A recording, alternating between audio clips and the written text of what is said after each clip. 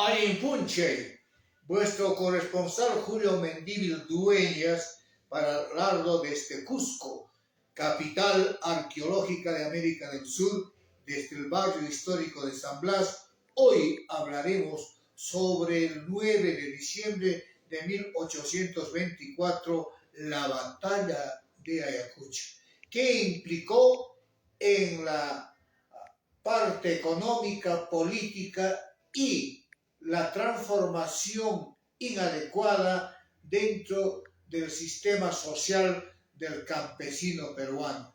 ¿Qué sucedió?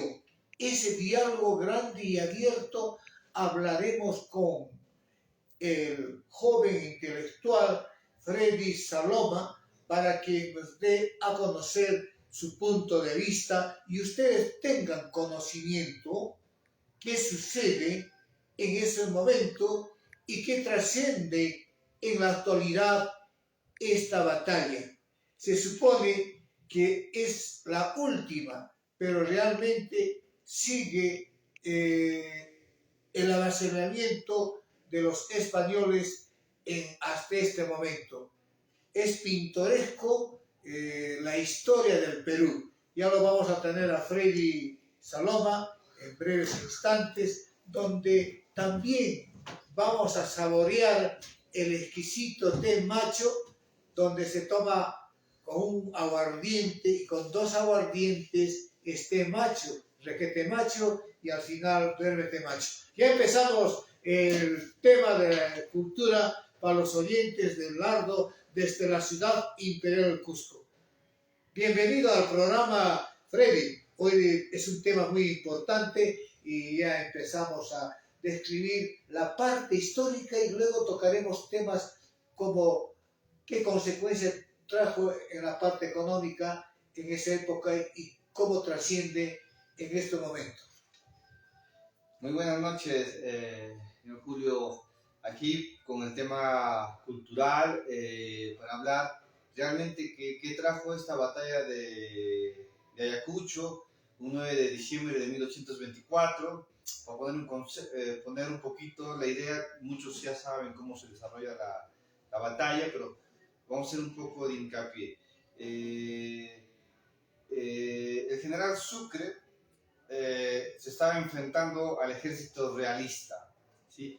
Y este ejército realista estaba conformado por cerca de 8.500 mestizos indígenas nativos que no buscaban en ningún momento la independencia, y solamente en esta batalla van a participar a lo máximo unos 500 españoles, ¿sí? Pero del lado independentista vamos a ver que es muy diferente, y vamos a revelar un poquito el nombre de los generales británicos, que son los 6.000 legionarios británicos.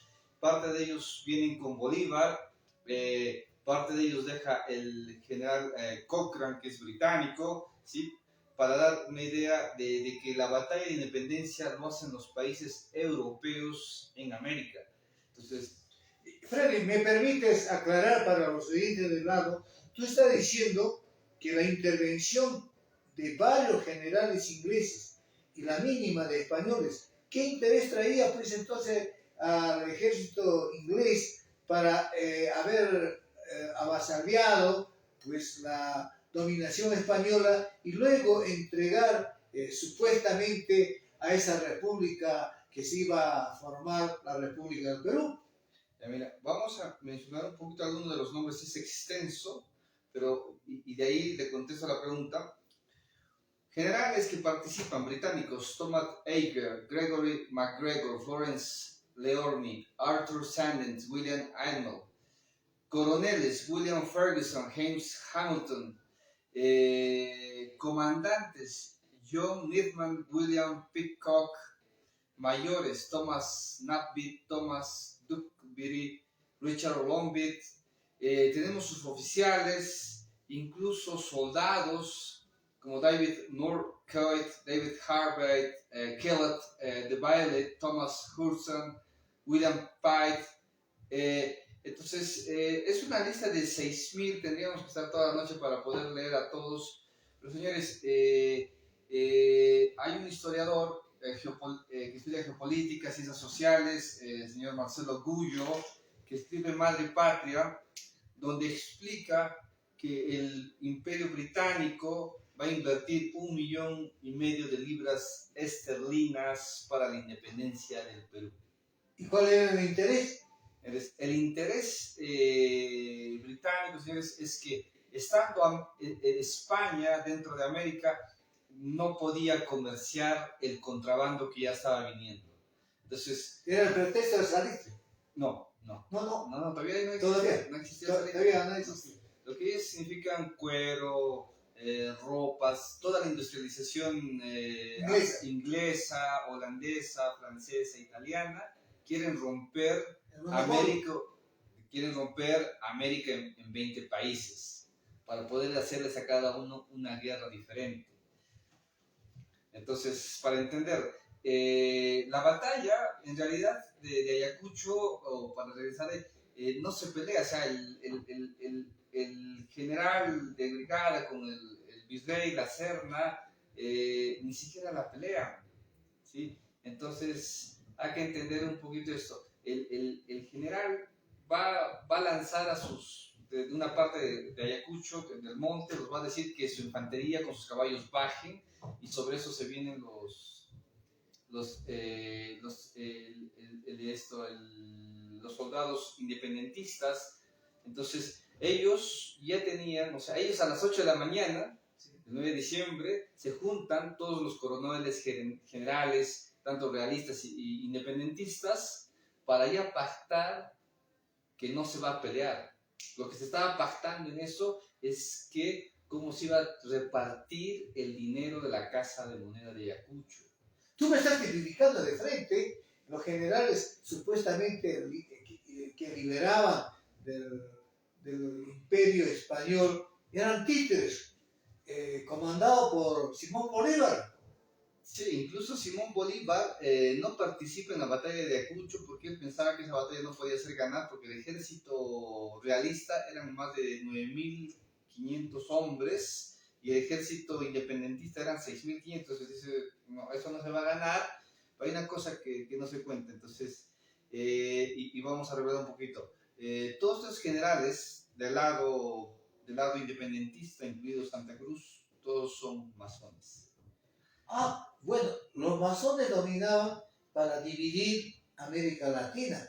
Supuestamente dice el unificador a Simón Bolívar. Yo creo que uno de los artículos en el diario de Circulación Nacional Argentina, uno de los enemigos acérrimos que tuvo América Latina, América del Sur, fue Simón Bolívar, porque buscó dividir, no la unificación. Entonces, desde este momento, que de la batalla de Ayacucho supuestamente era la finalización, ¿no?, la independencia de la República del Perú, para expectorar a los españoles. Entonces no sucede eso, viene la repartija. Exactamente. La repartija. Sí, para ir por pasos.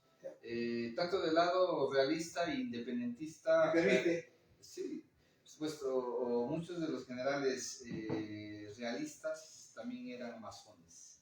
Entonces se pacta, y ellos no saben el plan final de Inglaterra, quien promociona todo esto. Entonces, ¿cuál es el plan final?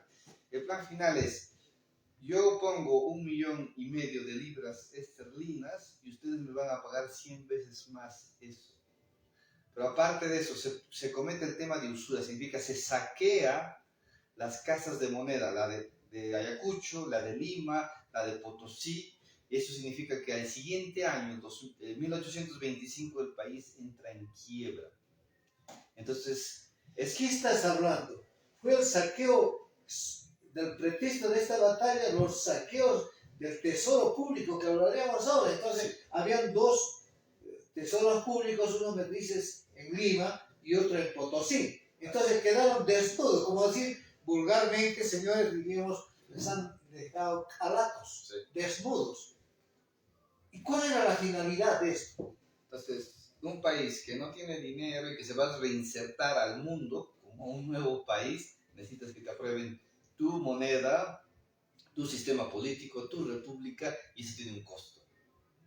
Entonces, lo que va a estar sucediendo es que mucho de lo que se habla es que España vino a robar y saquear el oro del Perú, y por eso que estamos en esta situación. No, señor Ramírez, lo que se ha analizado a través del Banco de Reserva del país, que España llegó a sacar 180 toneladas de oro.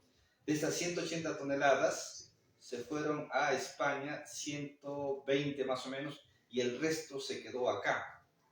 Entonces, para ver más o menos cuánto roba en un mes la corona británica junto con Bolívar, todos los héroes de independencia, señores, es esa misma cantidad en un mes. Lo que España sacó en 300 años, las élites criollas independentistas que traicionan España permiten el saqueo de más de 160 toneladas de oro del Perú. Eso se viene repitiendo actual. Se repite en esta coyuntura del Estado peruano, ya sean los recursos naturales como es la mina y ahora el grito, que ha sido entregado pues, a empresas canadienses, ¿no?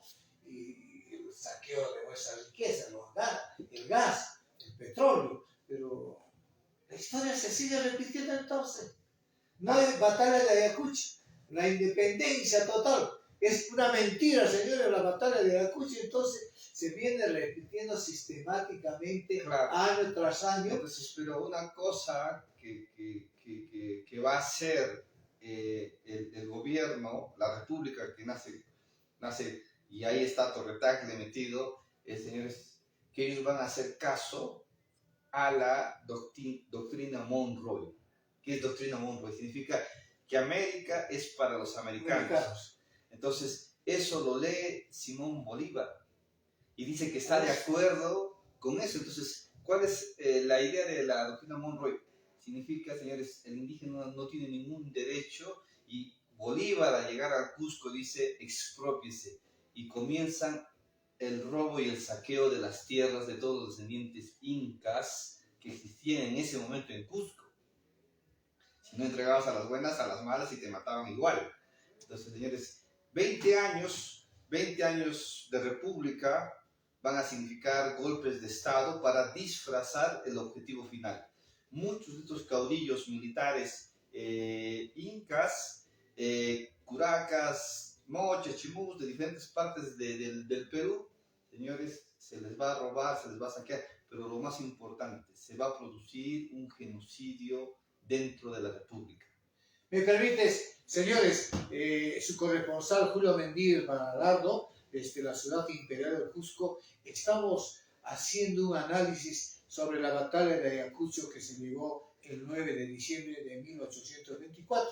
Desde otro ángulo, desde otro sistema de pensar, como el intelectual Freddy Saloma. Este tema es muy importante porque trasciende, señores, en el actual sistema de gobierno saqueador de todos los comechones que entran al Estado. Adelante, Freddy, me permite decir, esa doctrina americana ya lo impuso Simón Bolívar. Claro, porque él se reúne con presidentes de Estados Unidos y le dice: mira, nosotros vamos a plantear nuestra hoja de ruta. ¿Y qué significa? Que el cacique del Curaca andino no quería independizarse, llamaba profundamente la idea de virreinato y sentirse parte de España.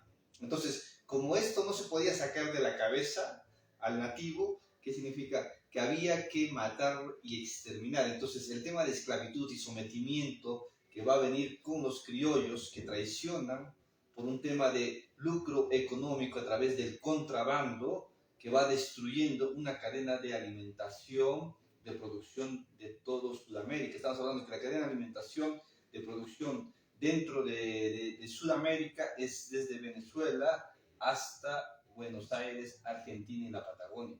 Todo eso se destruye en 20 años. Significa que si tú quieres exportar algo a cualquier sitio, esa es la doctrina Monroe, tú tienes que pedir autorización a Estados Unidos. Y Estados Unidos claramente su doctrina dice que los países hispanoamericanos no pueden producir nada, tienen que dedicarse a comprar.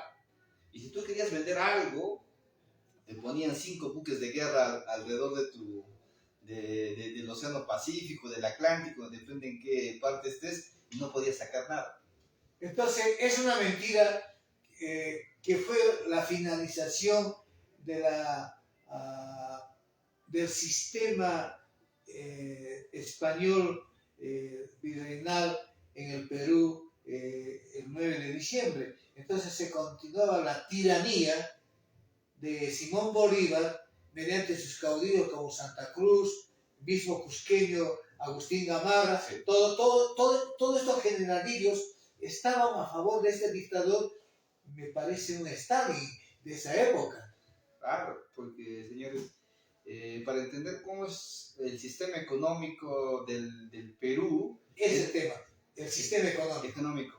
Por ejemplo, Perú importaba y exportaba cosas del Callao hacia las Filipinas, ¿sí? En la ruta que nos permitía venderles a toda el Asia. ¿Qué significa? China, Japón, India, importar y exportar. Eso significa que había un robustecimiento económico dentro del virreinato español. Entonces, uno de los virreinatos más ricos del mundo era Lima. Y en 30 años se volvió la ciudad más pobre en el mundo. ¿Cómo es posible que algo tan rico en menos de 30 años se vuelva lo más pobre? Es por las decisiones. Me estás hablando de los tiranos ingleses como fueran sionistas los judíos o los de Israel, ¿no?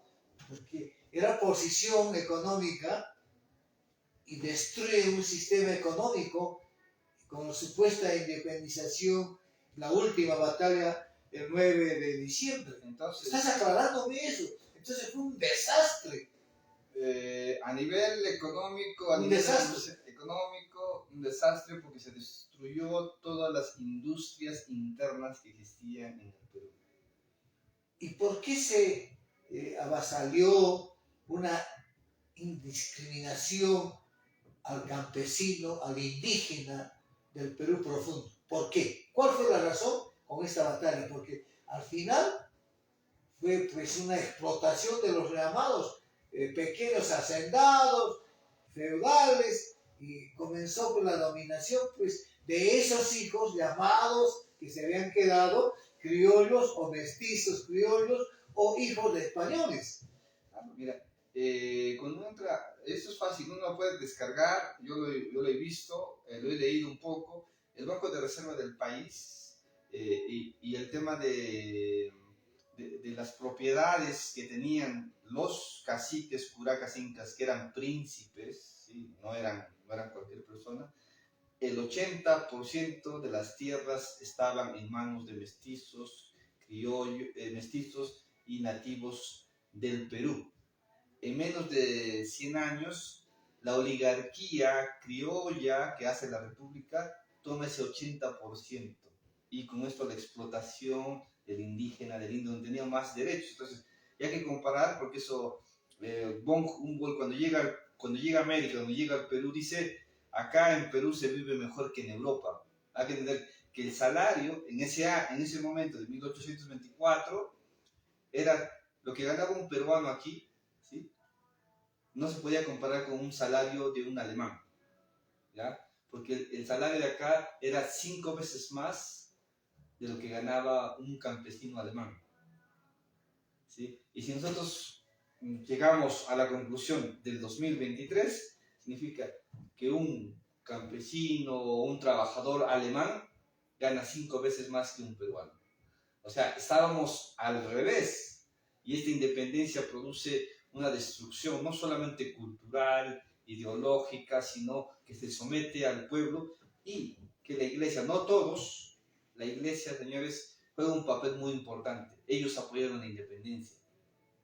Pero todos estos títeres desde esa época ahora trascienden, señores, dentro del sistema del Estado nefasto, un Estado pues inservible, pues le voy a decir muy folclóricamente, cuaternario, sin sentido, trasciende desde esa época. Entonces, las familias de esos criollitos que quedaron como actual, queda el grupo Romero, la familia Benavides, Meno Quesada, Gladys Montero, son residuos de esa casta española que se quedó y sigue con ese mismo sistema de explotar los recursos naturales del Estado peruano.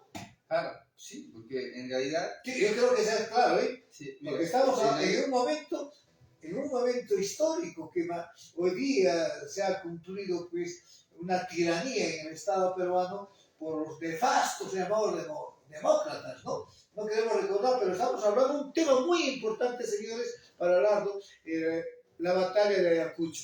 ¿Qué trasciende? ¿Cuáles fueron las consecuencias? ¿Y en qué momento podemos hacer una reflexión sobre este tema histórico?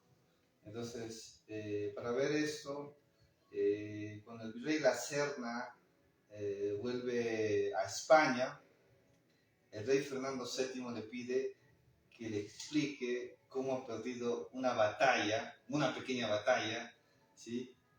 Teniendo el doble de soldados que los independentistas. De hecho, y nunca quiso dar la cara, porque él también recibió dinero para que se pusiera del lado independentista, o sea, del lado inglés, pero la autocrítica, porque yo siempre voy al tema de la autocrítica, tanto la iglesia, tanto la masonería, siempre ha recibido órdenes de afuera para adentro. Y cuando alguien te ordena de otro país para tu país, nunca ve al ciudadano. Siempre busca destruir y dividir un país. Entonces, dime una cosa, todos estos títeres son pues de una doctrina de la masonería. ¿Por qué la masonería tenía que estar acá en este conflicto de América Latina? ¿Había intereses creados de los masones ingleses? Sí. ¿Lo estás haciendo? Claro. ¿Estás aclarando? ¿Puedes aclarar? Sí. Señor, entonces la batalla de Ayacucho fue intervenido pues casi 90% financiado por los masones ingleses. Y ustedes han podido notar en el relato que hace Freddy que actuaron más de 6.000 españoles entre oficiales subalternos ingleses para supuestamente liberarse de la corona española. Pero venía otro dictador sanguinario, yo lo comparo como a Stalin, a Simón Bolívar. Seguimos adelante, Freddy. Claro, entonces el plan My Land es muy interesante porque tanto San Martín, Bolívar, O'Higgins, Francisco de Miranda van a ir y el rey Jorge III de Inglaterra los recibe como los héroes de la liberación de los españoles de América. Entonces ellos van a ser espías británicos para destruir la unidad que era América. ¿Y por qué no se daba a conocer dentro de la historia?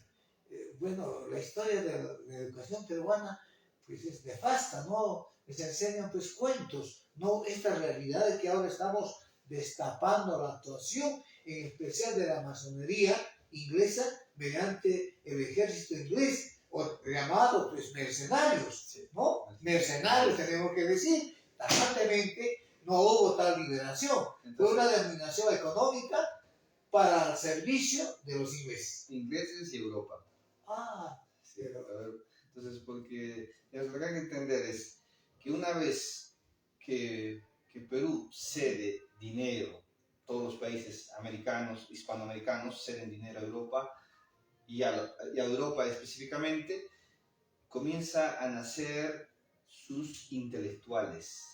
Porque nosotros financiamos, este dinero que se saqueó de las arcas del Perú, financia la educación de la Gran Bretaña, de los países holandeses, germánicos, franceses, porque todos participan en esto.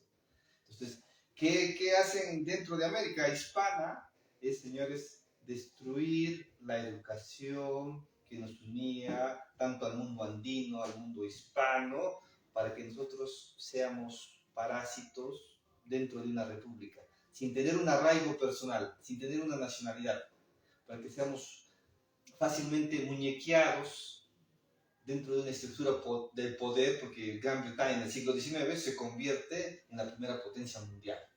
Pero su tema es, hay que hacer dos comparaciones, y esto también es un tema de autocrítica. El sistema virreinal del Perú educó a los nobles incas, pero no al pueblo. Sí, y ese es un pequeño error. ¿Qué tal te parece? Entonces, Quiero entrar a esta parte folclórica que hace el ejército peruano y el Estado peruano en la Pampa de Quino, en Ayacucho, significando la batalla de Ayacucho, la última batalla donde los cañones peruanos retumban y derrotan pues a la Serna. ¿Tú estás de acuerdo en eso? ¿Es falso esa historia? Sí, es falso. Falsísimo. Claro, porque tú estás declarando en este diálogo que la masonería inglesa impuso para que se domine las riquezas de este estado, de este país de información del Perú.